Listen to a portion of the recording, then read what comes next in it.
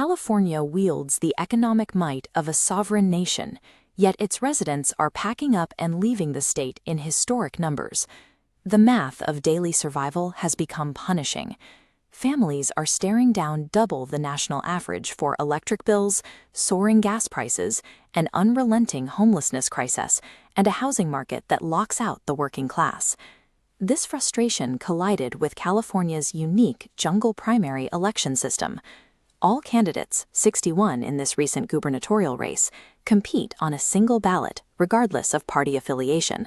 Only the top 2 vote-getters advance to November.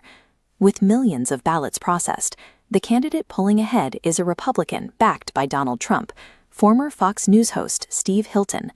In a state where registered Democrats outnumber Republicans nearly 2-1, a Republican leading the pack reveals a voter base pushed to its absolute limit, actively rejecting the political establishment.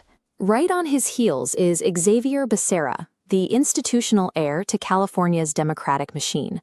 Becerra arrives with an extensive bureaucratic resume, having navigated the highest levels of government as California's Attorney General and as the Secretary of Health and Human Services under the Biden administration. Hilton provides a stark contrast. He positions himself as a complete outsider, calling his campaign a scrappy little startup intent on disrupting the state's traditional power structures.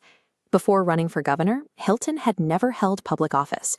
Instead, he built his career as a television personality and running small businesses, including his own restaurants.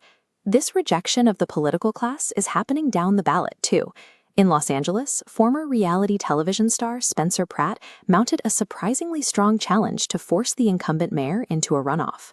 Years of unaffordable housing and chronic public safety failures have culminated in a stark choice. Voters must decide between leaning entirely on decades of institutional experience or embracing aggressive, outsider disruption. Both frontrunners recognize that families and small businesses are drowning, but their blueprints for economic survival share absolutely no common ground.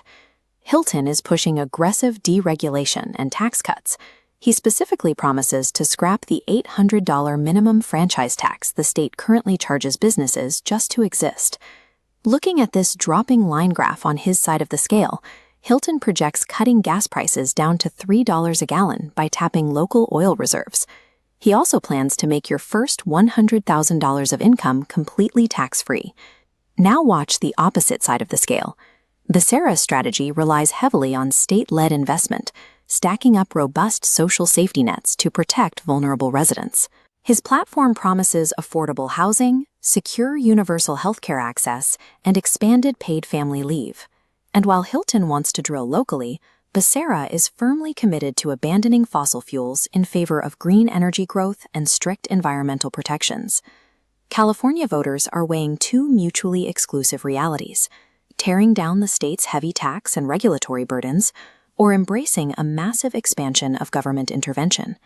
As the general election approaches, the state sits on an ideological fault line. The middle ground has vanished. Do you rescue an economy by letting free market business logic dictate the recovery? Or do you rely on a highly funded state apparatus to guarantee a basic standard of living? As Becerra himself said on election night, California is America on fast forward. The intense financial pain points driving this electorate are already rippling out toward the rest of the country. When local governments fail to maintain basic affordability and safety, the entire nation will have to decide whether to place its faith in experienced politicians or elect an outsider to tear the system down.